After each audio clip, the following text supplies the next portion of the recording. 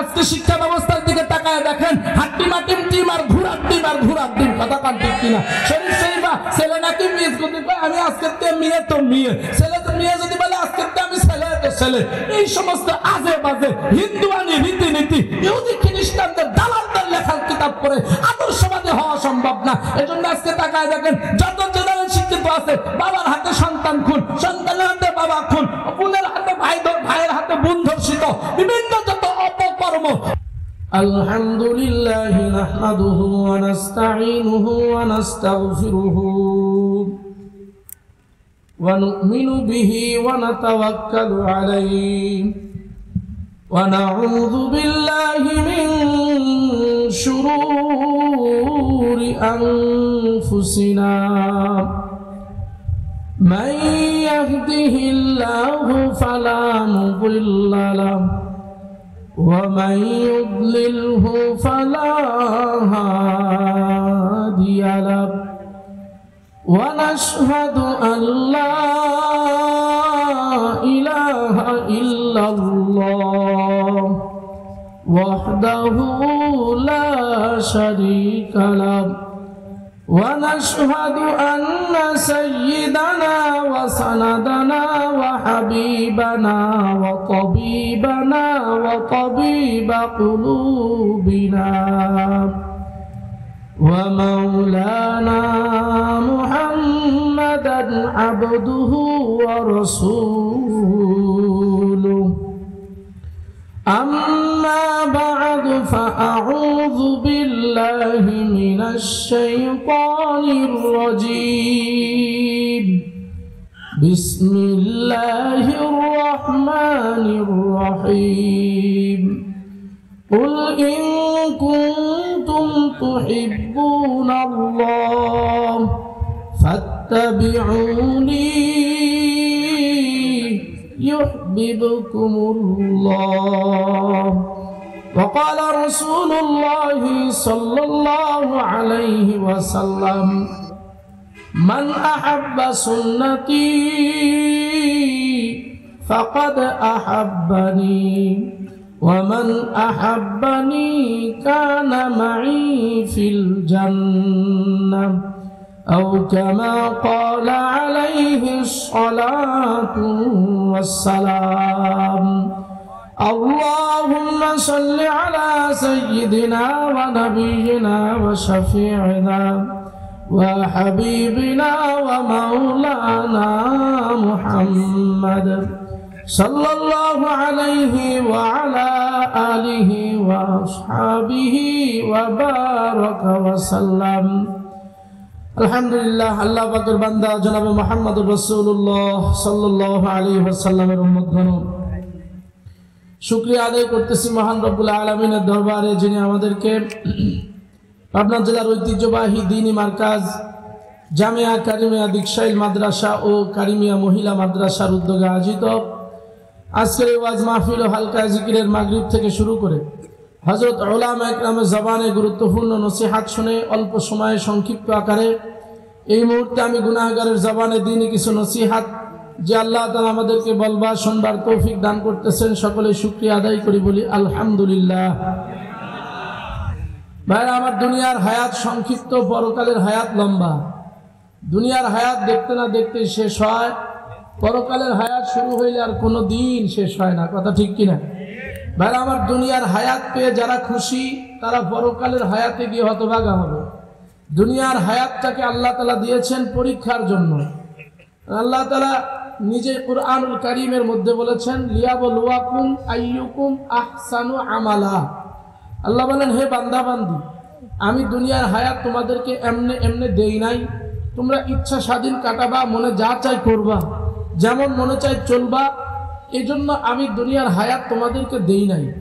আমি দুনিয়ার হায়াত তোমাদেরকে দিয়েছি একটা পরীক্ষা করবার জন্য। আর পরীক্ষা হইল কে কত বেশি নেকের আমল করো, কথা ঠিক কিনা? হে আল্লাহর বান্দারা, নেকের আমল যার বেশি কিয়ামতে সে বেশি দাম পাবে, নেকের আমল যার কম কিয়ামতে সে তত বেশি কম দামি হবে, কথা ঠিক কিনা?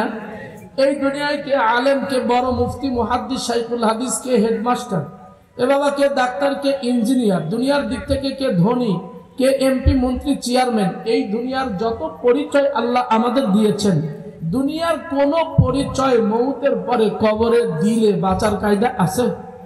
জোরে খান।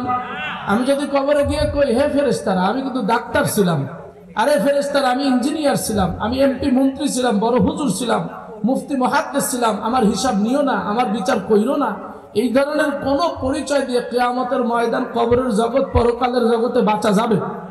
আরো জোরে খায় না। বাঁচার কায়দা আছে? তাই না? দুনিয়াতে এত পদ পদবি লাগবে না, রিক্সাওয়ালা, ভ্যানওয়ালা হও, সাধারণ মানুষ হও, সাদা সিধা হও, মূর্খ হও, অসুবিধা নাই, গরিব হও, অসহায় হও, অবহেলিত হও, পজিশন দরকার নাই, কিন্তু নেকের আমলে তুমি ফার্স্ট হও। কথা কোন ঠিক কিনা? নেকের আমলে যদি তুমি ফার্স্ট হইতে পারো, পরকালে তুমি ফার্স্ট। নেকের আমলে দুনিয়ায় যদি ফার্স্ট হইতে না পারো, পরকালে তুমি লাস্ট। কথা কোন ঠিক কিনা? আল্লাহর বান্দা, আল্লাহ তাআলাকে পাওয়ার মাধ্যম কি? এই দুনিয়াতে প্রত্যেকটা মুমিনেরই মনে চায় আমি আল্লাহর গোলাম হইয়া, খাঁটি গোলাম হইয়া, ইমানদার হইয়া কবরে যাই। কথা কোন? এই দুনিয়ায় যদি একটা সাধারণ গরিব মানুষকেও জিজ্ঞাসা করেন আপনি কি পরকালে বেহেশত চান, বলবে হ্যাঁ চাই। এই দুনিয়ার সব থেকে যে বেশি মদখোর, গাঁজাখোর, ইয়াবা, ফেন্সিডিলখোর, সুদখোর, ঘুষখোর, জেনা, ব্যভিচারকারী আছে, তাকেও যদি বলেন তুমি কি পরকালে বেহেশতে চাও, সেও বলবে আমিও বেহেশতে চাই। কথা কোন ঠিক কিনা? আল্লাহর বান্দারা সকলেরই মনে চায় আল্লাহ ওয়ালা হইয়া কবরে যাই, আল্লাহর বন্ধু হয়ে, আল্লাহর মহাব্বতের গোলাম হইয়া কবরে যাই। আল্লাহ তাআলা কুরআনুল কারীমের মধ্যে তরিকা শিখায় দিয়েছেন, পদ্ধতি শিখায় দিয়েছেন, আল্লাহ ওয়ালা কেমনে হওয়া যায় শিখাইছেন কে? জোরে বলেন। কাদেরকে শিক্ষা দিয়েছেন? আমাদেরকে। বলেন কাদেরকে শিক্ষা দিয়েছেন? আল্লাহ তাআলার শিক্ষা পাওয়ার পরেও যেই মুমিনেরা শিক্ষা নিবে না, মানবে না, তারা পরকালে ব্যর্থ। কথা বল। আল্লাহ তাআলা কুরআনুল কারীমে নিজের বন্ধুকে বলতেছেন, হে বন্ধু, হে দোস্ত, হে আমার বন্ধু, ওগো আমার পিয়ারা হাবিব, আপনি আপনার উম্মতকে বলে দেন, কুল ইন কুনতুম তুহিব্বুনাল্লাহ, হে আমার উম্মত, তোমরা যারা আল্লাহকে ভালোবাসতে চাও, আল্লাহকে মহাব্বত করতে চাও, আমাদের সকলেরই মনে চায় আল্লাহকে মহাব্বত করতে। কথা কোন ঠিক কিনা? কার কার মনে চায় একটু হাত উঠান, লিল্লাহি তাকবীর, নারে তাকবীর। সকলেরই মনে চায় আল্লাহর মহাব্বত নিয়ে কবরে যাব। আল্লাহ তাআলা বলতেছেন, বন্ধু আপনার উম্মতদেরকে বলে দেন যারা আমি আল্লাহকে ভালোবাসতে চায়, ফাত্তাবিউনি, তারা যেন আপনাকে অনুসরণ করে। আওয়াজ দিয়ে বলেন সুবহানাল্লাহ। আল্লাহ তাআলা শিখায় দিলেন, কাকে শিখায় দিলেন? নবীর সব উম্মতকে। নবীর সব উম্মতকে যারা আল্লাহকে পেতে চায় তাদেরকে শিখায় দিলেন, বন্ধু আপনি বলে দেন আপনার উম্মতকে যারা আমি আল্লাহকে ভালোবাসতে চায়, আল্লাহর সঙ্গে সম্পর্ক করতে চায়, আল্লাহ ওয়ালা হতে চায়, তারা যেন আপনাকে অনুসরণ করে। আপনাকে অনুসরণ করলে ইউহিব্বুকুমুল্লাহ, চাওয়া লাগবে না, বলা লাগবে না, দরখাস্ত করা লাগবে না, বিনা দরখাস্তে আপনাকে অনুসরণ করলে আমি আল্লাহ আপনার উম্মতকে ভালোবাসা দেব। আওয়াজ দিয়ে বলেন সুবহানাল্লাহ। তাহলে আমার এই আয়াতের সরল অর্থ বুঝে থাকলে বলুন তো, আল্লাহকে পাওয়ার ভালোবাসার মাধ্যম কি? আল্লাহর রাসূলের অনুসরণ। বলেন, মুখ খুলে বলেন। আল্লাহকে ভালোবাসার, আল্লাহ কোন কাজ করলে আমাদের ভালোবাসবে? আল্লাহর রাসূলকে অনুসরণ করলে। কথা কয় না? বলেছেন কে? যিনি ভালোবাসা দিবেন তিনিই পদ্ধতি বলেছেন। কথা বলেন ঠিক কিনা? এর কোন বিকল্প পদ্ধতি কোরআন হাদিসের কোথাও নাই, এর কোন বিকল্প পদ্ধতি নাই। আল্লাহ বলেন, গোলাম আমাকে যদি পাইতে চাও, আমাকে যদি ভালোবাসতে চাও, নবী সামনে দিয়েছি, আমার বন্ধু সামনে দিয়েছি, তাকে অনুসরণ করো। আরে উম্মতে মুহাম্মদীরা 1450 বছর পরে আজকে কালিকাপুর বাজার হাই স্কুল মাঠে বসে বয়ান শুনতেছেন। 1450 বছর আগের কথা খেয়াল করে দেখেন। এই জমিনে যারা সফল হয়েছিল, এই জমিনে যাদের নাম স্বর্ণাক্ষরে পৃথিবী ভর 1450 বছরের মানুষ স্মরণ করতেছে, তাকে দেখেন বেলালের দিকে। বেলাল তোমার আমার মতো ধনী ছিল না, তোমার আমার মতো জ্ঞানী ছিল না, তোমার আমার মতো শিক্ষার পণ্ডিত ছিল না, ডিগ্রির গাঠি বেলালের ছিল না। বেলালের একটা জিনিস ছিল, সেটা আল্লাহর রাসূলের অনুসরণ। কথা বলেন ঠিক কিনা? খাব্বাব খুবাইবের দিকে তাকান, রাসূলের সাহাবীদের দিকে তাকান, কিছুই ছিল না দুনিয়াতে। খাবার পায় নাই, পোশাক পায় নাই, বাড়ি ছিল না, গাড়ি ছিল না, কোন যোগ্যতা দুনিয়াতে আমাদের মতো এত গর্ব করার মতো ছিল না, কিন্তু আল্লাহর ফজলে একটা যোগ্যতা ছিল, শয়নে স্বপনে 24টা ঘন্টা পুরো হায়াতটা ইমান নিয়ে আসার পর থেকে আল্লাহর রাসূলের সুন্নাতকে এমন ভাবে আঁকড়ায় ধরেছেন যে আল্লাহ তাআলা তাদের নামে ঘোষণা দিয়েছে, রাদিয়াল্লাহু আনহুম ওয়া রাদু আন, এরা গোলামেরা আমি আল্লাহর রাসূলের সাহাবীদের উপরে খুশি, তারাও আমার উপরে খুশি, আমিও খুশি, তারাও খুশি, তারা আমার, আমি তাদের, আমার গোলাম আমার মালিক আমি গোলামের। আওয়াজ দিয়ে বলেন সুবহানাল্লাহ। সাহাবীদের গুণ কি ছিল? সুন্নাত। যেরকম কি সুন্নাত, আল্লাহকে পাওয়ার মাধ্যম সুন্নাত, আল্লাহর রাসূলকে অনুসরণ, আল্লাহর রাসূলকে অনুসরণ, আল্লাহর রাসূলকে অনুসরণ, এর ব্যতিরেকে আল্লাহকে পাওয়ার কোনো মাধ্যম কোরআন হাদিসের কোথাও নাই। কথা বলেন। তাইলে আমাদের দেশের মধ্যে চালাক কারা রে বাবা? আমরা তো আমাদের ভাষায় বলে থাকি, যেই মানুষগুলো দুনিয়াতে আল্লাহর রাসূলের অনুসরণ করে এই দুনিয়ার মধ্যে তাদের থেকে চালাক আর জ্ঞানী কেউ হইতে পারে না। কথা কোন ঠিক কিনা? বাবার ওই মানুষগুলো দুনিয়াতে বোকা, নিজেকে যতই পণ্ডিত মনে করো, আল্লাহর রাসূলের অনুসরণ যাদের মধ্যে নাই, বাবারে দুনিয়ার দিক থেকে শিক্ষিত আর জ্ঞানী হইতে পারো, দুনিয়ার দিক থেকে ধনী আর দামি হইতে পারো, আল্লাহর রাসূলের অনুসরণ তোমার আমার মাঝে নাই, তুমি আসলে প্রকৃতপক্ষে আল্লাহর গোলাম হইতে পারো নাই। এ আল্লাহর বান্দা বান্দীরা, এ আমার যুবক ভাইরা, আল্লাহু আকবার বাবারা, বুঝার কিছু কথা দিন থেকে গভীরভাবে মনোযোগ দিয়া শুনবেন আর আমল করবেন। বাবারে, এই জন্য দুনিয়ার সফলতার ব্যর্থতা নির্ভর করে আল্লাহর রাসূলের অনুসরণের উপরে। আমাদের কওমি মাদ্রাসাগুলোর দিকে তাকায় দেখেন, আল্লাহু আকবার, অনেক মানুষ না জানে অনেক সময় মাদ্রাসাগুলোর বিরোধিতা করেন। কত রকম আপনাদের মুখের ভাষা, ওরা ভিক্ষা করে খায়, ওরা অমুক করে তমুক করে, ওদের এই নাই সেই নাই। একদল মানুষ তো আছে আমাদের ডিগ্রি নাই, কথা হয় না। একদল মানুষ আছে আমাদের সমাজের মধ্যে কম মানুষের পড়াইলাম কি ডিগ্রি নাই, কি কথা কান্না কেন? আপনারা একটা কথার জবাব দেন তো, এই দুনিয়াতে আল্লাহ তাআলা মানুষদেরকে রিজিক দেয় কি ডিগ্রির দ্বারা? কথা হয় না, আওয়াজ হয় না। এই দুনিয়াতে আল্লাহ তাআলা আমাদেরকে রিজিক খাওয়াবেন, এটা কি আল্লাহ কোথাও কোরআন হাদিসে বলছেন তার ডিগ্রি যত বড় তার রিজিক তত বড় বলছেন? আমাদের দেশে হাজারো মাস্টার্স পাস আছে, আমাদের দেশে হাজারো অনার্স পাস আছে, আমাদের দেশে হাজারো ইন্টার পাস আছে, আমাদের দেশে হাজারো ম্যাট্রিক পাস আছে, সিএনজি চালায়, অটো চালায়, ডিগ্রি দ্বারা তার চাকরি হয় নাই। কথা বলে ঠিক কিনা? ডিগ্রি আপনারা আমাদের খাওয়ানোর জিম্মাদারি না, খাওয়ানোর জিম্মাদারি কে? আরো জোরে বলেন কে? ডিগ্রি নাই, কোনো পড়ায় কি লাভ? আমি তো আমার গবেষণায় বলতেছি, ভুলও হইতে পারে, আমি ছোট মানুষ। কওমি মাদ্রাসায় পড়ে যারা সুন্নাতের উপরে টিকে আছে, আমাদের উপরে টিকে আছে, খোদার কসম বলছে ওরা একজনে না খায় নাই। কথা কয় না, বরং ওদের চলন ফিরন, ওদের উঠা বসা দেখলে আপনারা আজীব হবেন। বেতন মাত্র 5,000 7,000, হাতের মধ্যে ঘড়ি, গায়ের মধ্যে দামি জামা আছে না নাই? জোরে খান। অথচ আমাদের পাশে অনেক সরকারি চাকরিজীবী আছে, আমরা তো আলেম মানুষ, অনেকে আমাদের সঙ্গে গোপনে অনেক কিছু শেয়ার করে, হুজুর বেতন 18-20,000 ভাই, কিন্তু চলে না। কথা হয় না, চলে না হুজুর, খুব কষ্ট। কে কষ্ট কে ভাই? কষ্টের জন্যই তো সমিতির থেকে টাকা তুলছি। কথা হয় না। একটা কওমি মাদ্রাসা আলেম দেখাইতে পারবেন কোন সমিতি সুদের সঙ্গে জড়িত? কথা বল না কেন? ঘুষের সঙ্গে জড়িত? স্বচ্ছতার জিন্দেগি, পরিষ্কার জিন্দেগি, তার হায়াতে গুনাহের কোনো কালিমা নাই, সুন্নাতের জিন্দেগি। আল্লাহর রাসূলের সাহাবীরা তো এমন সুন্নাতের জিন্দেগিতে অভ্যস্ত হওয়ার কারণে আল্লাহ তাআলা হায়াতের মধ্যে এমন বরকত দিয়েছিলেন।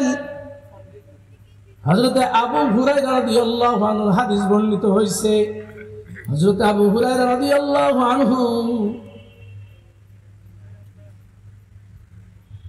আল্লাহর রাসূলের সাহাবীদের মধ্যে সব থেকে বেশি হাদিস বর্ণনা করেছেন যিনি, উনি বর্ণনা করেন, আমরা আল্লাহর রাসূলের মাদ্রাসার ছাত্র ছিলাম।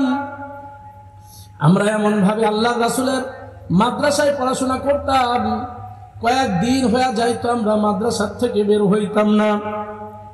আল্লাহর নবী কখন জানি আসবে, কখন কোন ইলমটা দিবে। আমি যদি মাদ্রাসার বাহিরে যাই ওই ইলম থেকে আমি মাহরুম হইয়া যাব।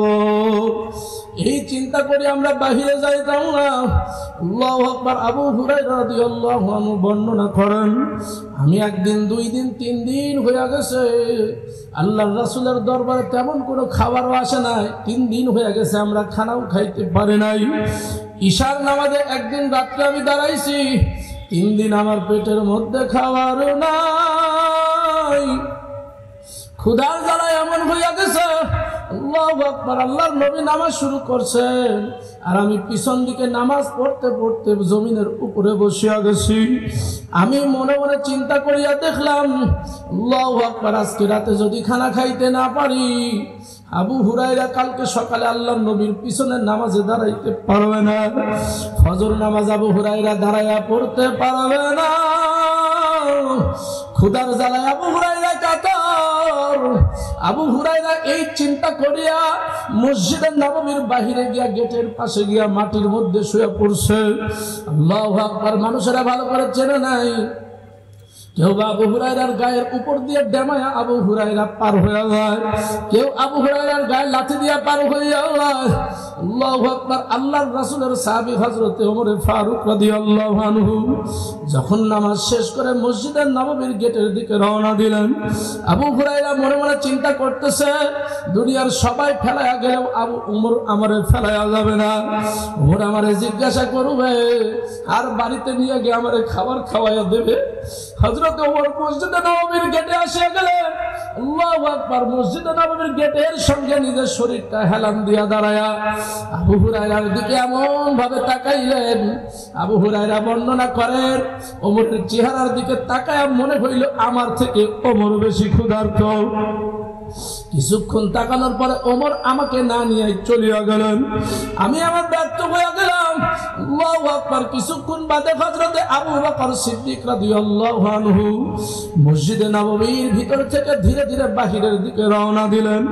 ঠিক হযরত আবু বকর যখন মসজিদে নববীর গেটের কাছে আসলেন, আমি চিন্তা ভাবনা করলাম আবু বকর ফেলায়া যাবে না, আবু বকর আমারে ফেলায়া যাবে না। কিন্তু হযরত আবু বকর ঠিক মসজিদের নববীর গেটে ওমরের মতো হেলান দিলেন, আমার দিকে এমন মায়ার নজরে তাকাইলেন। আল্লাহু আকবার। চেহারাটা এত মলিন, মনে হইল আবু বকর কয়েকদিন খায় নাই। আবু বকরের চেহারার মধ্যে ক্ষুধার স্পষ্ট ছাপ পড়িয়া গেছে। আমার দিকে কিছুক্ষণ তাকায় আবু বকর সিদ্দিক রাদিয়াল্লাহু আনহু চলিয়া গেলেন। এখন আমি কি করব, কে আমারে খাবার দিবে? কিছুক্ষণ পর তাকায় দেখি আল্লাহর রাসূল মুহাম্মদুর রাসূলুল্লাহ সাল্লাল্লাহু আলাইহি ওয়াসাল্লাম 1 পা 2 পা করে মসজিদে নববীর গেটের দিকে হাজির। আমার কাছে চলে আসলেন। আমার মাথাটা আল্লাহর রাসূল নিজের রানের উপরে রাখলেন। আমারে জিজ্ঞাসা করলেন চোখের পানি ফেলায়, আবু হুরায়রা, তুমি কেন মাটির মধ্যে পড়ে গড়াগড়ি করো? কি হয়েছে? কারণ কি? তুমি মাটির মধ্যে গড়াগড়ি করো কেন? হযরত আবু হুরায়রা কান্দার বলে, হুজুর, আমি আপনার মাদ্রাসার ছাত্র। 2 দিন 3 দিন হয়ে গেছে আপনার দরবারে হাদিয়া আসে নাই। আমি না খায়া খোদার জ্বালায় ইশারের নামাজ পড়তে দাঁড়াইছি। হুজুর দাঁড়ায় থাকতে পারি নাই, কে আমারে খাবার দিবে? এই জন্য আমি মসজিদে নববীর গেটে মাটির মধ্যে শুয়ে পড়ছি। কেউ যেন আমার জিজ্ঞাসা করে আর খোদার খবর পায়া বাড়িতে নিয়ে গিয়ে একটু খাবার খাওয়ায়া দেয়। আল্লাহর নবী আবু হুরায়রাকে জমিনের থেকে উঠাইলেন, নিজের কাঁধের উপরে ভর দিয়া বাড়ি নিয়ে গেলেন। হযরত আয়েশা সিদ্দিকা রাদিয়াল্লাহু আনহাকে বললেন, রে আয়েশা, আমার সাহাবী আবু হুরায়রা খোদার জ্বালায় জমিনের মধ্যে পড়ে গড়াগড়ি খায়। রে আয়েশা, বাড়িতে খাবার আছে নাকি? আল্লাহু আকবার। আয়েশা সিদ্দিকা রাদিয়াল্লাহু আনহা বলেন, হুজুর, 1 পেয়ালা দুধ আসছে, আর কোনো হাদিয়া নাই। আল্লাহর নবী বলেন, আয়েশারে দিয়ে দে, 1 পেয়ালা দুধ দিয়া দে। 1 পেয়ালা দুধ সামনে হাজির করে আল্লাহর নবী আবু হুরায়রাকে বলেন, আবু হুরায়রা, তুমি কি শুধু নিজেই ক্ষুধার্ত নাকি আমার আসহাবে সুফফার আরো সাহাবী ক্ষুধার্ত? হযরত আবু হুরায়রা বলেন, হুজুর শুধু আমি না, আপনার সব সাহাবী কম বেশি ক্ষুধার্ত। আল্লাহর নবী বলেন, আবু হুরায়রা যাও যাও যাও, আমার আসহাবে সুফফার ক্ষুধার্ত সব সাহাবীদেরকে দাওয়াত দিয়া দাও, আল্লাহর নবীর বাড়িতে দাওয়াত খাওয়া লাগবে। হযরতে আবু হুরায়রা মসজিদে নববীর দিকে যাইতেছিলেন আর চিন্তা করতেছিলেন, আমার পেটে এমন ক্ষুধা, এক পেয়ালা দুধ দেয়া তো আমারই হওয়ার কথা না। নবীজি আবার সব সাহাবীদেরকে ডাক দিলেন, আল্লাহু আকবার, সব সাহাবী হাজির। আল্লাহর নবী আবু হুরায়রাকে বললেন, আবু হুরায়রা তুমি নিজের হাতে বন্টন করো, বিসমিল্লাহ বলে শুরু করবা, পাত্রের দিকে তাকাবা না, বরকত দেওয়ার মালিক আল্লাহ। হযরত আবু হুরায়রা নিজের হাতে বন্টন শুরু করে দিলেন, সব সাহাবী তৃপ্তি নিয়ে খাইছে। আল্লাহর রাসূল আবু হুরায়রার কাছে এসে বলতেছেন, আরে আবু হুরায়রা সব সাহাবীর খাওয়া হয়ে গেছে, এবার তুমি খাও। আল্লাহর নবীর সাহাবী আবু হুরায়রা একবার খাইলেন, নবীজি বলেন আরেকবার খাও। আবু হুরায়রা আরেকবার খাইলেন, নবীজি বলেন আরেকবার খাও। আবু হুরায়রা আরেকবার খাইলেন, তিনবার খাওয়ার পরে আবু হুরায়রাকে নবী বলেন আরেকবার খাও। আবু হুরায়রাকে হুজুর গলা ভরে গেছে, আর সম্ভব না। আবু হুরায়রা নিজেই বর্ণনা করে, আল্লাহু আকবার, আমি আর খাইতে পারি নাই। এবার পাত্রের দিকে তাকায় দেখি আল্লাহর রাসূল যেই পরিমাণ দুধ আমার হাতে দিয়েছিল ওই পরিমাণ দুধ রয়েছে। আল্লাহর নবী নিজে পান করে আলহামদুলিল্লাহ শুকরিয়া আদায় করলে। কোন মাদ্রাসার বরকত এভাবে আসে? কথা বলেন ঠিক কিনা? আল্লাহর রাসূলের সুন্নাত তরিকায় যারা জিন্দেগি যাপন করে ওদের রিজিকের জিম্মাদার আল্লাহ হয়, দুনিয়াদারের মতো হয় না। কথা বলেন ঠিক কিনা? আমাদের দিকশাই কারিমিয়া মাদ্রাসায় আজকেও কথা বলতেছিলাম, আল্লাহ শুকরিয়া, এই এলাকার মানুষের এটা অবদান। আজকে এই 6 বছর 6.5 বছরে কমসে কম 2 কোটি টাকার উপরে ব্যয় হয়েছে, আয় ব্যয় হয়েছে। মসজিদের কাজ হয়েছে প্রায় 40-45 লক্ষ টাকা। বিল্ডিং এর যেটা শুরু করা হয়েছে 23-24 লক্ষ টাকা শেষ। আগের যে ঘরগুলো আছে যদি হিসাব করা যায় ওখানেও প্রায় 40-50 লাখ টাকার আবাসন আছে। ছাত্রদের পিছনে প্রতি মাসে বোর্ডিং খরচ যায় 1.5 লক্ষ টাকার উপরে। প্রতি মাসে উস্তাদ স্টাফদের বেতন দেওয়া হয় 1,20,000 টাকার কাছাকাছি কম বেশি। সবকিছু মিলায়ে প্রতি বছরে প্রায় 30 থেকে 40 লক্ষ টাকা। এইবার আপনারা 5 দিয়ে 6 দিয়ে গুণ দিয়ে দেখেন কতটুকু ব্যয় গেছে। এরে আল্লাহর গোলাম হয়রান হয়ে যাবেন। এই মাদ্রাসা চালায় কে? আরো জোরে বলেন কে? আল্লাহ চালায়, আল্লাহ চালায়। দুনিয়ার কোন মুহতামিমের খবর নাই, দুনিয়ার কোন সভাপতি সেক্রেটারি বলতে পারবে না, ক্যাশিয়ার বলতে পারবে না কওমি মাদ্রাসা চলে কেমনে। কওমি মাদ্রাসা চালায় আল্লাহ, কওমি মাদ্রাসা চলে চোখের পানিতে, কওমি মাদ্রাসা চলে ছাত্রদের আমল আখলাকে, কওমি মাদ্রাসা চলে তাহাজ্জুদের চোখের পানিতে। কথা বলেন ঠিক কি? যেন কওমি মাদ্রাসার কোনো পুঁজি নাই, কোনো পুঁজি নাই, কোনো পুঁজি নাই। পুঁজি কি? পুঁজি হইল আল্লাহর রাসূলের সুন্নাত। কি বাংলাদেশ না সারা পৃথিবীতে যত কওমি মাদ্রাসা আছে, একটা ছাত্র দাড়ি ছাটলে কাটলে সে ছাত্র কি পড়ার সুযোগ দেওয়া হয়? কথা কয় না। একটা ছাত্র যদি দাড়ি কাটে বা ছাটে কওমি মাদ্রাসায় পড়ার সুযোগ দেওয়া হয়? আপনারা জোরে খান না কেন? একটা ছাত্র যদি সুন্নাতের খেলাফ কোনো কাজ করে মাদ্রাসা থেকে বহিষ্কারের আইন আছে না নাই? আরো জোরে বলেন। কওমি মাদ্রাসা চলে আল্লাহর রাসূলের সুন্নাতের আমলের বদৌলতে। এজন্যই তো আল্লাহর রাসূল বলেছেন, মান আহাব্বা সুন্নতি, মান আহাব্বা সুন্নতি ফাকাদ আহাব্বানি ওয়া মান আহাব্বানি কানা মাই ফিল জান্নাহ। আল্লাহর রাসূল বলেন, উম্মতুরা যারা দুনিয়াতে আমার সুন্নাতকে ভালোবাসবে সে প্রকৃতপক্ষে আমাকেই ভালোবাসবে। আর যে আমাকে ভালোবাসবে, রাসূল বলেন আমার সুন্নাতকে যারা ভালোবাসে তারা আমাকে ভালোবাসে, আমাকে ভালোবাসে। যারা আমাকে ভালোবাসে তারা আমার সঙ্গে জান্নাতে থাকবে। সুবহানাল্লাহ। কন্যা দেখি এই আরে আওয়াজ দিয়ে কন্যা সুবহানাল্লাহ। আল্লাহর রাসূলের সুন্নাতের উপরে আমল করলে আল্লাহর রাসূল নিজে বলেন আমার সঙ্গে জান্নাতে থাকবে। আর এই কওমি মাদ্রাসার মূল ফাউন্ডেশন হলো আল্লাহর রাসূলের সুন্নাত। কথা বলেন ঠিক কি? ছাত্রদের দিকে তাকায় দেখবেন এদের চেহারার মধ্যে পয়গম্বরের হীরা গুহার নূর দেখা যায়। কথা কন, কথা কন, কথা কন। পয়গম্বরের হীরা গুহার নূর দেখা যায় ওদের মায়ের চেহারার দিকে তাকাই আলহামদুলিল্লাহ। এজন্য ছেলে মেয়েরা কোথায় পড়াবেন? আজকে শিক্ষা ব্যবস্থার দিকে তাকায় দেখেন, হাড্ডি মাটির ডিম আর ঘোড়ার ডিম আর ঘোড়ার ডিম, কথা কান ঠিক কিনা? শরীর শরীফা ছেলে নাকি মেয়ে যদি কয় আমি আজকের তে মেয়ে তো মেয়ে, ছেলে তো মেয়ে যদি বলে আজকের তে আমি ছেলে তো ছেলে। এই সমস্ত আজে বাজে হিন্দুয়ানি রীতিনীতি ইহুদি খ্রিস্টানদের দালালদের লেখার কিতাব পড়ে আদর্শবাদী হওয়া সম্ভব না। এজন্য আজকে তাকায় দেখেন, যত জেনারেল শিক্ষিত আছে, বাবার হাতে সন্তান খুন, সন্তানের হাতে বাবা খুন, বোনের হাতে ভাইয়ের হাতে বোন ধর্ষিত, বিভিন্ন যত অপকর্ম অপঘটনা সব স্কুল কলেজের ছেলেরা। কথা বলেন না কেন? শিক্ষা কোথা থেকে, আদর্শ পাবে কোথায়? হিন্দু খ্রিস্টানের পড়া পড়লে কি আদর্শ পাওয়া যায়? আদর্শ শিখতে হলে আল্লাহ রাসূলের সুন্নাত তরিকার আদর্শ শিখতে হয়। দোস্ত বন্ধুরা, এই জন্য ছেলে মেয়েকে মাদ্রাসায় দেন। আল্লাহ তাআলার কাছে জবাব দিতে হবে না, রব্বানা ইন্না আতানা সাদাতানা ওয়া কুবারানা ফাআদাল্লুনা সাবিলা। আল্লাহ নিজে বলতেছেন, যারা ছেলে মেয়েরা দিনের শিক্ষা দিতে পারবে না, কিয়ামতের ময়দানে ছেলে মেয়েরা তোমার কলার চেপে ধরবে, কলার চেপে ধরবে। এজন্য দাওয়াত থাকলো, জামিয়া কারিমিয়া দিকশাইল মাদ্রাসায় ছেলেদের ভর্তির মৌসুম চলতেছে। ছেলে মেয়ে 2 শাখায় খোলা হয়েছে, ভর্তি চলতেছে। মেয়েদেরকে খাস পর্দার সঙ্গে পড়ানো, ছেলেদেরকে সুন্নাতের সঙ্গে পড়ানো। বাচ্চা কাচ্চাদেরকে মাদ্রাসায় ভর্তি করে দিয়েন, আলহামদুলিল্লাহ।